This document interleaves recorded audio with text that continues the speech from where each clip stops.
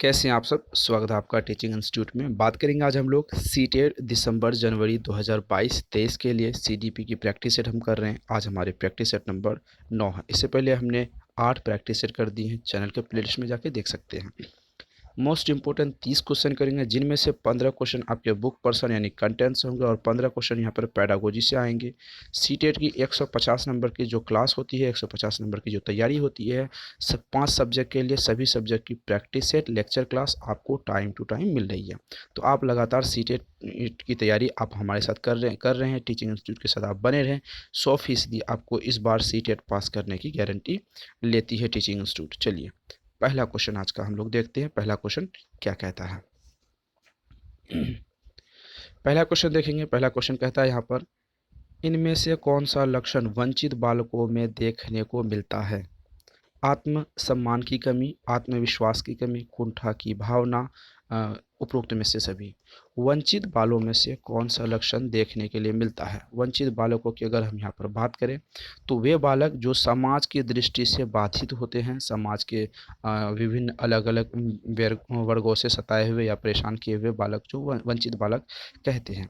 तो यहाँ पर वंचित बालकों की जो समस्या है वो आत्मसम्मान की उसमें कमी आती है, आत्मविश्वास की भी कमी आती है, कुंठा की भावना यानी एक दूसरे के प्रति द्वंद्व की भावना मन में उपलब्ध हो जाती है। तो ऑप्शन नंबर यहाँ पर डी राइट आंसर होगा। आगे की ओर चलते हैं। इनमें से कौन सा कथन विकास की विशेषता नहीं है? दूसरा क्वेश्चन आपको नेगेटिव आ गया। नेगेटिव का मतलब है 3 क्वेश्चन यहाँ पर 3 ऑप्शन सही हो जाएंगे, एक ऑप्शन आपको यहाँ पर गलत होंगे, एक ऑप्शन गलत होंगे, उसी को यहाँ पर ढूंढना है। विकास की प्रक्रिया गर्भधारण से मृत्यु तक होती है। विकास की प्रक्रिया बहुआयामी और प्रासंगिक होती है। विकास विशिष्ट अनुक्रिया से सामान्य की ओर होती है। विकास की गति व्यक्तिगत अंतर से प्रभावित होती है। चलिए विकास के बारे में इनमें से कौन सा एक कथन है जो नहीं है? बाकी 3 कथन तो आपको पता है सही होगा। चलिए आगे हम बात करते हैं। अगर हम देखें इस क्वेश्चन को डिटेल तरीके से, विकास की जो प्रक्रिया होती है वो गर्भधारण से शुरू होकर मृत्यु तक चलती है। लेक्चर क्लास में हमने डिटेल में डिस्कस करके रखा है। विकास की जो प्रक्रिया होती है वो बहुआयामी और प्रासंगिक होती है, ये भी सही हो जाएगा। विकास विशिष्ट से सामान्य की ओर नहीं चलती है, बल्कि सामान्य से विशिष्ट की ओर होती है, ये नहीं होगा। अब आपको पता है नेगेटिव क्वेश्चन में जो नहीं होता है उसी को हम टिक मारते हैं। इस हिसाब से ऑप्शन नंबर यहाँ पर सी गलत होगा, गलत को हम सही करेंगे। Option number C right answer. इनमें से कौन सा बाल विकास का सिद्धांत नहीं है? फिर नेगेटिव टाइप का क्वेश्चन आ गया। इस टाइप के क्वेश्चन में से 3 ऑप्शन सही होंगे। विकास एक दिशा का सिद्धांत है, क्रमबद्धता का सिद्धांत है, सामान्य प्रतिमान का सिद्धांत है, एकीकरण का सिद्धांत है। विकास 3 ऑप्शन पहले सही ढूंढ लीजिए, एक ऑप्शन आपको अपने आप गलत मिल जाएगी। तो चलिए राइट आंसर बताइए। बाल विकास का जो सिद्धांत है, विकास दिशा का सिद्धांत है, क्रमबद्धता का सिद्धांत है, सामान्य प्रतिमान का सिद्धांत है। ये तीनों सही हो जाएगा। एकीकरण का सिद्धांत नहीं है। ऑप्शन नंबर सी जो डी होगा वो गलत हो जाएगा। ऑप्शन नंबर क्या होगा? डी गलत होगा। अब आपको पता है डी को हम सही करेंगे नेगेटिव वाले क्वेश्चन में। आगे बढ़ते हम लोग। विगत कई वर्षों से प्राकृतिक पालन पोषण वाद विवाद के संदर्भ में इनमें से कौन सा कथन सर्वाधिक विषय से संदर्भित है?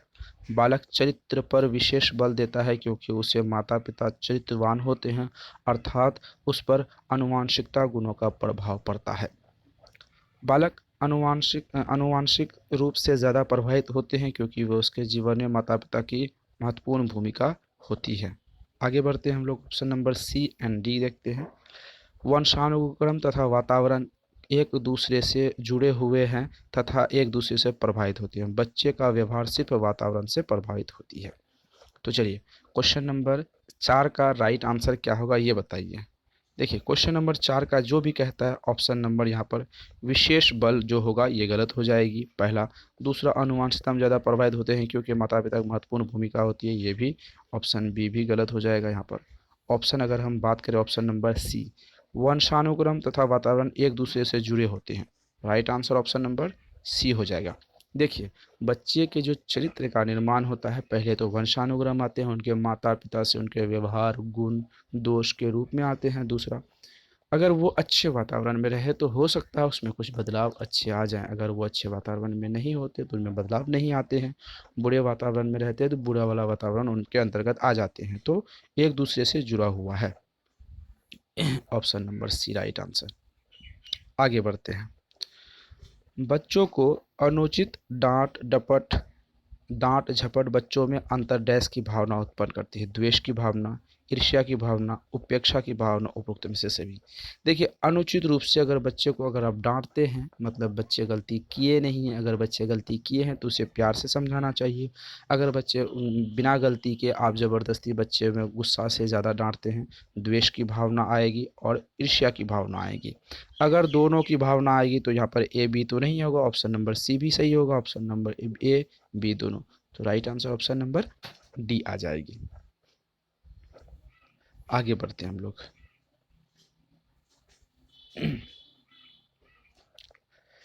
जीन पियाजे ने नैतिक विकास के सिद्धांत में कहा है कि नैतिक विकास न्याय के परिपक्व तथा स्वस्फूर्ति प्रतियों की प्राप्ति है, जिससे बालक अपने वातावरण के साथ डैश है तथा आवश्यकता अनुसार उन्हें डैश करते हैं। परिवर्तित परिमार्जित अंतःक्रिया, परिमार्जित अंतःक्रिया, परिवर्तित अंतःक्रिया, परिवर्तित परिमार्जित अंतःक्रिया, समायोजन, परिवर्तन। क्या होगा इन चार ऑप्शन में से? हमने सी टेट के क्वेश्चन जब पहले डिस्कस कर रहे हैं तो ये क्वेश्चन पहले हम डिटेल में डिस्कस कर चुके थे, यानी ये क्वेश्चन एग्जाम्स में आ चुके हैं। सी टेट के प्रीवियस ईयर के एग्जाम्स में ये क्वेश्चन आ चुके हैं और हमने पहले भी इस क्वेश्चन को डिटेल में डिस्कस करके रखा है। देखिए, सबसे पहले अंतःक्रिया आएगी, दूसरा परिवर्तित आएगी, परिमार्जित तब आएगी। ऑप्शन नंबर यहाँ पर सी राइट आंसर होगा। मोस्ट इम्पोर्टेंट क्वेश्चन है, ठीक है। ये क्वेश्चन आपको यहाँ पर देख रहे हैं, मोस्ट वीवीआई क्वेश्चन है, याद रखेंगे।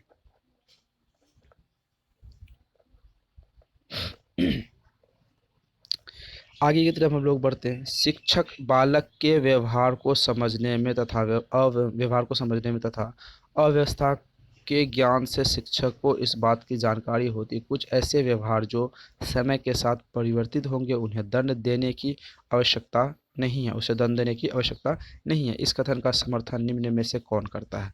वाइगोस्की, थॉर्नडाइक, पावला, कोहलगर। इस क्वेश्चन का जो राइट आंसर है वो कौन करता है? आपके सामने ऑप्शन है, राइट आंसर आप बताइए क्या होगा यहाँ पर आपके हिसाब से? यहाँ पर right answer option number A B C D, क्या राइट आंसर होगा? जल्दी बताइए आप।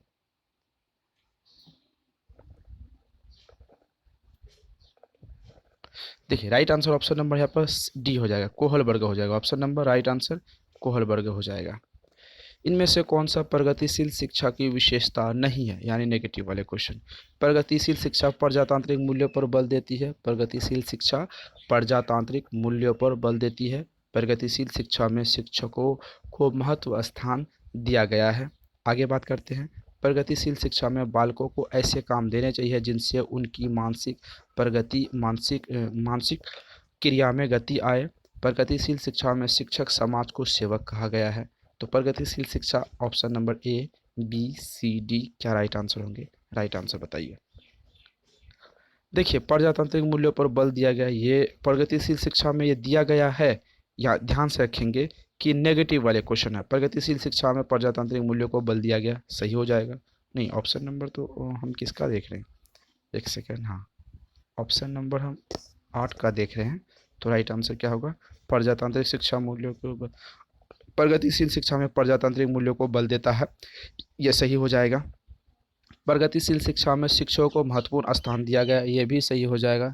तो ये भी सही हो जाएगा। और आगे बढ़ते हैं हम लोग। बालक को ऐसा काम देने चाहिए जिनसे उनकी मानसिक क्रिया में गति आए। बालक को ऐसा काम देने चाहिए जिनके, ऑप्शन नंबर ये गलत हो जाएगा, ऑप्शन नंबर सी गलत हो जाएगा। जो ऑप्शन नंबर सी गलत होगा उनको हम यहाँ पर सही करेंगे। आगे बढ़ते हैं हम लोग, आगे क्वेश्चन की तरफ बढ़ते हैं। एक बालक जब किसी क्लास की लंबाई का अनुमान लगाता है, उसकी चौड़ाई का अनुमान करीब करीब सही लगाता है या किसी दूरी का अनुमान सही लगाता है, तो यह माना जाता है कि उसके अंतर्गत डैश की क्षमता का अधिक होता है। प्रत्यक्ष गमन की गति का क्षमता, तर्क क्षमता, आंकिक क्षमता, स्थानीय क्षमता।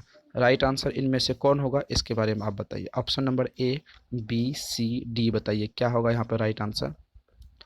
देखिए, जब एक बालक क्लास की लंबाई के बारे में बात करता है, एक बालक क्लास की लंबाई के बारे में बात करता है, उसके बाद चौड़ाई के अनुमान के बारे में बताता है, तो वो स्थानिक क्षमता के बारे में बात करता है। ऑप्शन नंबर यहाँ पर डी राइट आंसर हो जाएगा। Option number D right answer. चलिए आगे की तरफ हम लोग बढ़ते हैं। आगे बढ़ते इनमें से प्राक भाषा की सही अवस्था क्या है। कुंदन, बलबलाना, हाव भाव, संवेगिक अभिव्यक्ति, हाव भाव, संवेगिक अभिव्यक्ति बदलना, कुंदन, बलबलाना, संवेगिक अभिव्यक्ति, कुंदन, भाव भाव, स्कंद से सांकेतिक अभिव्यक्ति, हाव भाव, बलबलाना। तो option number A, B, C, D क्या राइट आंसर होंगे आपके हिसाब से, अपना यहाँ पर राइट आंसर बताइए। तो राइट आंसर क्या हो जाएगा ऑप्शन नंबर, यहाँ पर राइट आंसर ऑप्शन नंबर ए हो जाएगा। कुंदन, बलबलाना, हाव भाव, संवेगिक अभिव्यक्ति। चलिए आगे की तरफ हम लोग बढ़ते हैं। समाज स्त्री और पुरुष दोनों की ही महत्वपूर्ण भूमिका होती है, ना कि जाति श्रेष्ठ है, ना कोई नस्ल श्रेष्ठ है, ना कोई धर्म श्रेष्ठ है। ठीक इसी प्रकार ना स्त्री श्रेष्ठ है, ना पुरुष श्रेष्ठ है। इस प्रकार के सोच को शिक्षक रखने वाले क्या क्या कहते हैं, वह पूर्वाग्रह से ग्रसित है। उसकी मनोवृत्ति में नकारात्मक है, धनात्मक मनोवृत्ति के संकेत होते हैं। मनोवृत्ति तो धनात्मक है और है, पर पूर्वाग्रह नकारात्मक है। देखिए, ना तो वो पूर्वाग्रह से ग्रसित है, ना तो नकारात्मक है। ऑप्शन नंबर यहाँ पर सी राइट आंसर हो जाएगा, उसकी प्रवृत्ति धनात्मक मानी जाएगी। Option number C right answer. कोई छात्र अपने दोस्त के जन्मदिन की पार्टी में शामिल होना चाहता है, परंतु ठीक उसी दिन उसी समय उसकी वार्षिक परीक्षा है, तो उसके मन में उत्पन्न संघर्ष को कहा जाएगा उपागम संघर्ष, परिवार परिहास संघर्ष, उपागम परिहार संघर्ष, उपागम परिहार उपागम संघर्ष। तो क्या होगा राइट आंसर बताइए। पहले तो उपागम आएगा, उसके बाद परिहार आएगा, ठीक है, उसके बाद संघर्ष आएगा। इन दोनों के बीच के बारे में उपागम का मतलब है वो खुशी का टाइम था, दूसरी बात परिहार वो लक्ष्य की वक्त आ गई। इन दोनों उपागम और परिहार के बीच वाले जो संघर्ष होते हैं, संबंध होते हैं, वो संघर्ष कहलाएगा। Option number C right answer. इनमें से कौन सतत और व्यापक मूल्यांकन की विधि नहीं है। ऐसा कौन है जो सतत और व्यापक मूल्यांकन की विधि नहीं है। साक्षात्कार, निरीक्षण, दत्त कार्य, प्रश्नोत्तर विधि। कौन ऐसा है जो यहाँ पर निम्न में से विधि नहीं है। सतत व्यापक मूल्यांकन की विधि यहाँ पर बिल्कुल भी नहीं है। देखिए, सतत व्यापक मूल्यांकन की विधि अगर हम बात करें तो यह नेगेटिव है। सतत व्यापक मूल्यांकन में साक्षात्कार होता है, यानी इंटरव्यू, निरीक्षण होता है, दत्त कार्य होते हैं, लेकिन प्रश्नोत्तर विधि नहीं होती। आपको पता है, जो नहीं होंगे उसी को हम सही करके आगे निकलते हैं। आलोचनात्मक चिंतन होता है। व्यक्ति तथ्य की जानकारी को उनके गुण दोष की जांच परख कर सकना। ऑप्शन बी देखते हैं। व्यक्ति तथ्य की जानकारी को जैसे ही प्राप्त करता है अपनी क्षमता अनुसार ग्रहण कर लेता है। यह चिंतन वर्तमान में उद्देश्यहीन है। चिंतन का वर्तमान में महत्व होता है। Option A, B, C, D right answer बताइए।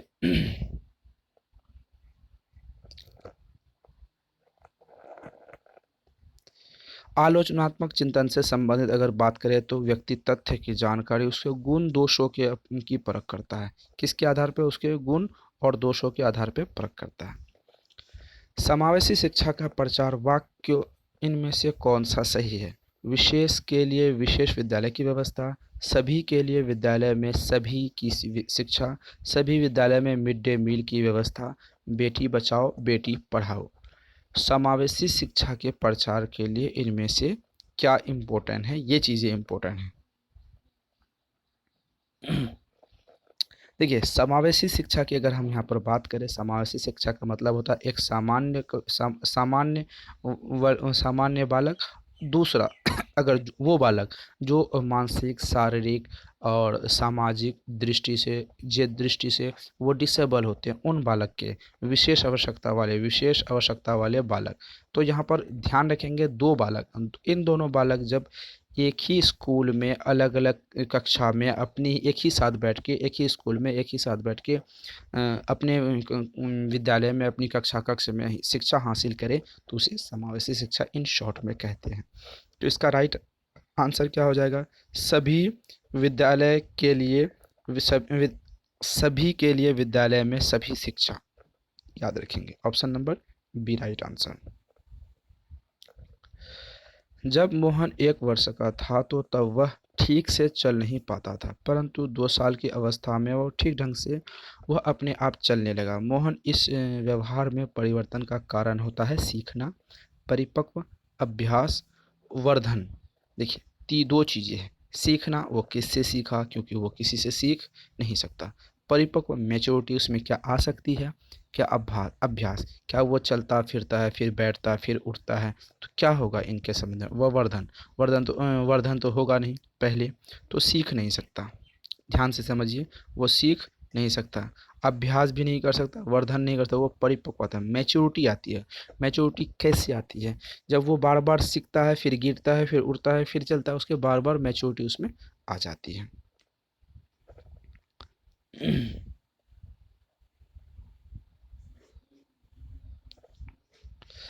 आपका पीरियड आरंभ हो गया और आप कक्षा में कुछ देर से पहुँचे। आपने देखा कि आपकी अनुपस्थिति में कक्षा खूब शोरगुल हो रहा है। आपके पहुँचते ही शांति हो गई। ऐसी स्थिति में कक्षा में प्रवेश करते ही आपकी क्या प्रतिक्रिया होगी? आपकी नाराज़गी व्यक्त करते हुए विद्यार्थियों को ऐसा कभी न करने की चेतावनी देंगे, पहला। दूसरा होगा, आप कक्षा में विद्यार्थियों से पूछेंगे कि कौन शोर मचा रहा था और शोरगुल करने वाले को दंडित करेंगे। आप कक्षा में जाकर बिना किसी आदेश के पढ़ाई का कार्य शुरू करेंगे। आप विद्यार्थियों की इस गलती से नाराज़ होकर उसकर पीरियड में ही पढ़ाएंगे। चलिए राइट आंसर क्या होगा? जाहिर सी बात है, आप इस गलतियों से नाराज़ हो जाएंगे, क्योंकि बच्चे शोरगुल करते हैं, ना तो उससे आप डरा सकते हैं, ना धमका सकते हैं, ना ही उसे आप मार सकते हैं, कुछ नहीं कर सकते, आप उसे हुक्म भी नहीं कर सकते हैं। तो आप उसी हालात में, जो आपकी तबीयत ख़राब है, उन हालात में आप उसे पढ़ाना शुरू कर देंगे। मुस्लिम संस्कृति में पले व्यक्तियों की मनोवृत्ति मौसोरे फुफेरे एवं चचेरे भाई बहन में शादी के लिए प्रति अनुकूल होती है, परंतु हिंदू संस्कृति में पले व्यक्तियों की मनोवृत्ति इस तरह की शादी के प्रति अनुकूल नहीं प्रतिकूल होती है। इसका प्रधान कारण क्या है? सामूहिक संबंध, व्यक्तिगत कारक, रूढ़ि गृत्ति कारण, सामाजिकरण। राइट आंसर बताइए। देखिए, परंपरा प्रतिष्ठा जो वाली बात आपने डायलॉग सुने होंगे, जो जिसकी मनोवृत्ति वहाँ यहाँ लागू होती है, जो अपने मनोवृत्ति अपने पुराने समय से जो चली आ रही है पीढ़ी दर पीढ़ी, उनको यहाँ पर मानते हैं लोग। हिंदू अपने रीति रिवाज को मानते हैं, मुस्लिम अपने रीति रिवाज को मानते हैं, तो ये रूढ़िबद्धता के कारण यहाँ पर ऐसी चीज़ें होती हैं। परीक्षा में असफल होने के डर से एक छात्र परीक्षा नहीं देना चाहता तथा साथ ही दोस्तों की अपेक्षा के डर से परीक्षा छोड़ना भी नहीं चाहता। यह उदाहरण निम्नलिखित में से किस तरह के संघर्ष को बताता है?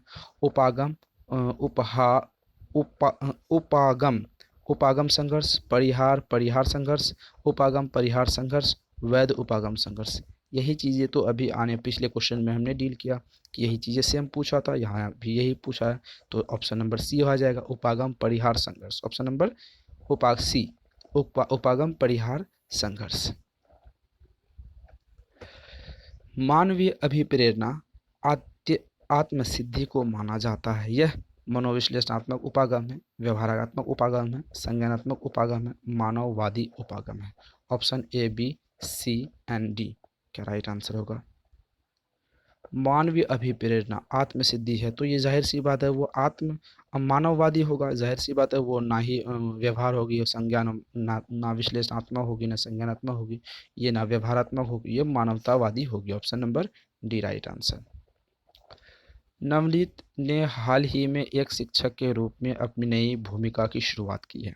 आप नवनीत को छात्रों को प्रेरित करते हुए इनमें से किस साधन को सर्वाधिक उपयुक्त बताएंगे? छात्रों के माता पिता से नियमित रूप से मिलेंगे, दृश्य श्रव्य सामग्री का प्रयोग करेंगे, छात्रों को प्रोत्साहित करेंगे, छात्रों की उनकी भूमिका की क्षमता के अनुकूल प्रदत्त उनका मनोबल बढ़ाएंगे। जाहिर सी बात है, उनके माता पिता से मिलने की आपको कोई ज़रूरत यहाँ पर नहीं है। दृश्य श्रव्य सामग्री का प्रयोग करेंगे, ये कर सकते हैं। छात्रों को पुरस्कृत करेंगे यानी पुरस्कार देंगे, ये भी दे सकते हैं। छात्रों को उनकी भूमिका की क्षमता के अनुकूल उनका दत्त कार्य देंगे। सबसे पहले यहाँ पर ये करेंगे। ऑप्शन नंबर क्या होगा? डी। छात्र जो जिस फॉर्मेट में है, जिस लायक है, उसको उसी के अकॉर्डिंग वहाँ पर उनको क्या देंगे? दत्त कार्य, यानी उसको प्रोजेक्ट कार्य देंगे या फिर उसको होमवर्क देंगे। इसे ऐसे कुछ हम यहाँ पर देंगे। Option number D right answer. छात्रों के सही मूल्यांकन के लिए निम्नलिखित में से किस विधि का प्रयोग किया जाना चाहिए? रचनात्मक विकासशील मूल्यांकन, सतत मूल्यांकन, कोर्स के अंत में मूल्यांकन, प्रत्येक 6 माही का मूल्यांकन। Option number A B C D क्या होगा? देखिए,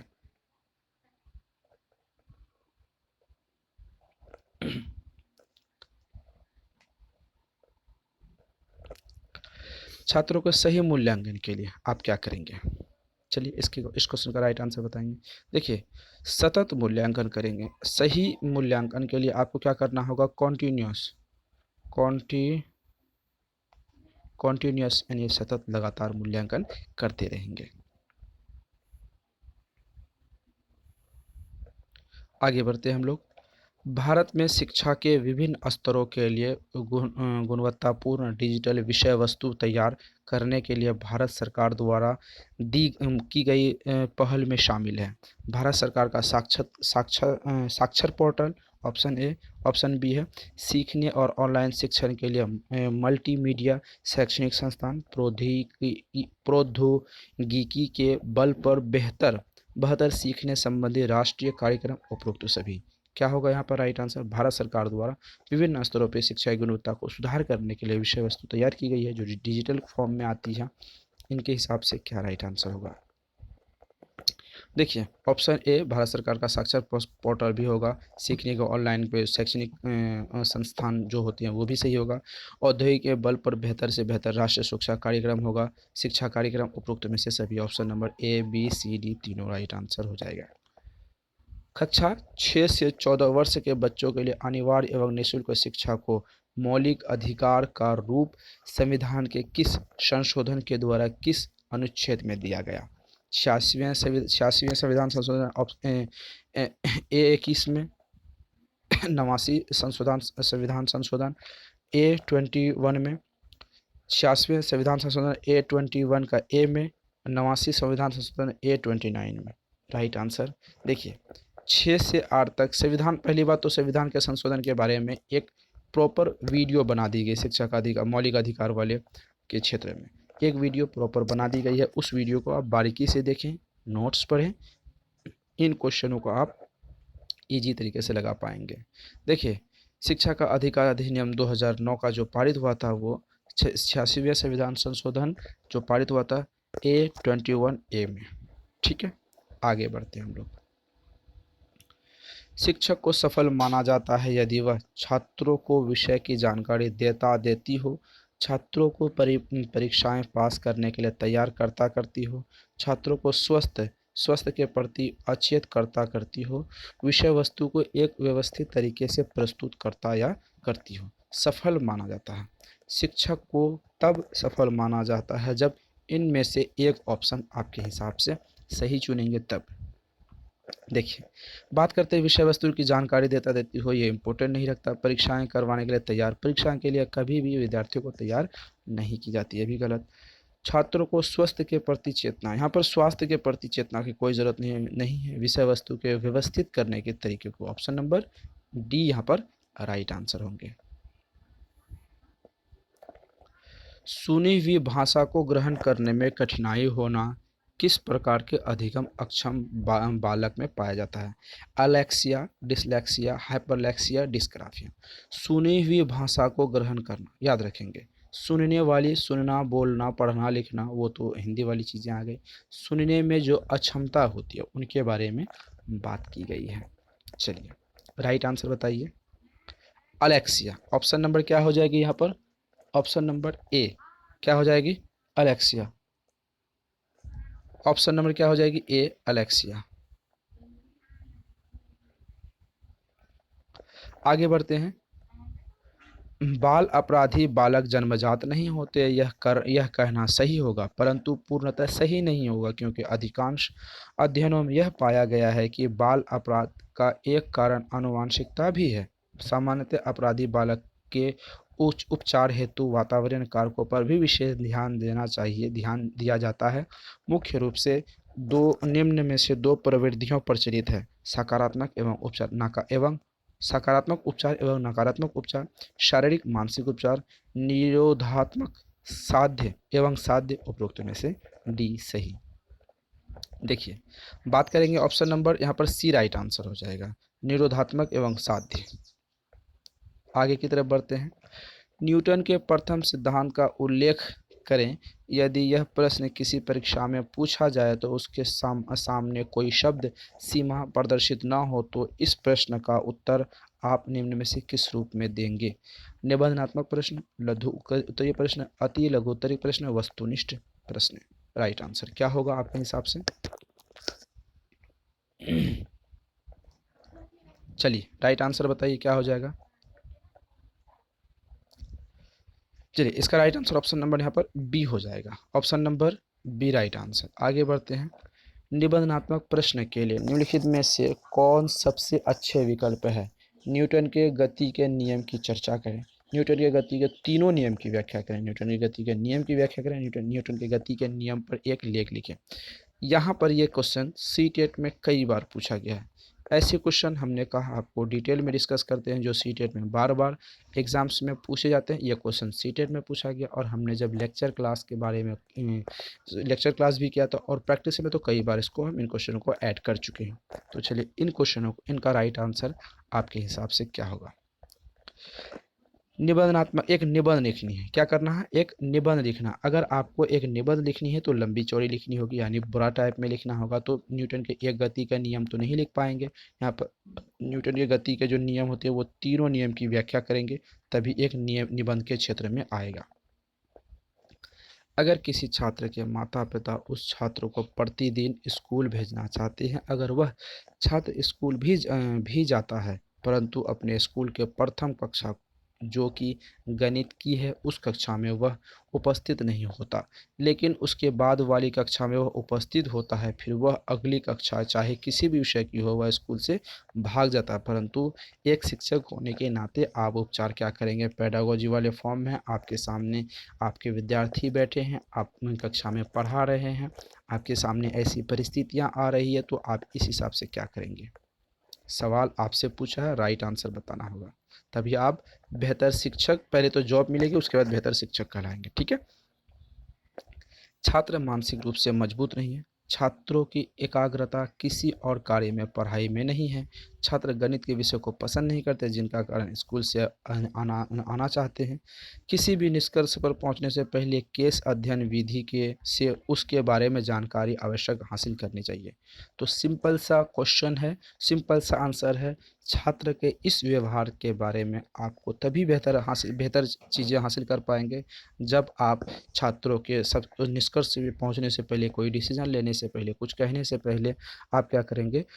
छात्रों के केस अध्ययन के बारे में पता करेंगे, जानकारी आवश्यक करेंगे कि क्यों छात्र ऐसा कर रहे हैं। इसके बारे में जानकारी हासिल करके तभी आप किसी एक निश्चित निश्चय पर पहुंचेंगे। तो ये थी आज की हमारी मोस्ट इम्पोर्टेंट कितने क्वेश्चन? 30 क्वेश्चन। मोस्ट इम्पोर्टेंट आज की हमारी ये थी 30 क्वेश्चन। आपको यहाँ पर 30 में से 25 क्वेश्चन मिनिमम कवर करने हैं। सीडीपी के 30 में से अगर 25 करते हैं, मान लीजिए पर सब्जेक्ट आपको हम यहाँ पर दे रहे हैं 30 में से पर सब्जेक्ट यहाँ पे 25 कर रहे हैं। सीटेट में 5 सब्जेक्ट पूछ जाते हैं, 25 इंटू 5 तो 125 यहाँ पर मार्क्स आते हैं। अब आपको पता है मैक्सिमम जो मार्क्स होते हैं क्वालिफाइड करने के लिए जनरल कैटेगरी में 90 मार्क्स होते हैं। यहाँ पर अगर आप टीचिंग इंस्टीट्यूट के साथ बने रहते हैं, यानी आप नोट्स लेते हैं, नोट्स पढ़ते हैं, उसके बाद आप लेक्चर क्लास पढ़ते हैं, उसके बाद आप प्रैक्टिस सेट, ये तीनों चीज़ें, तीनों फार्मूला अपनाते हैं तो 125 मार्क्स तो आपके आने आने हैं। मान लीजिए किसी सब्जेक्ट में 20 नंबर आए, किसी में तो 25 आए, हम 30 किसी को नहीं लेंगे, यानी हम ये नहीं कहेंगे किसी में 30 आपको आने ही आने हैं।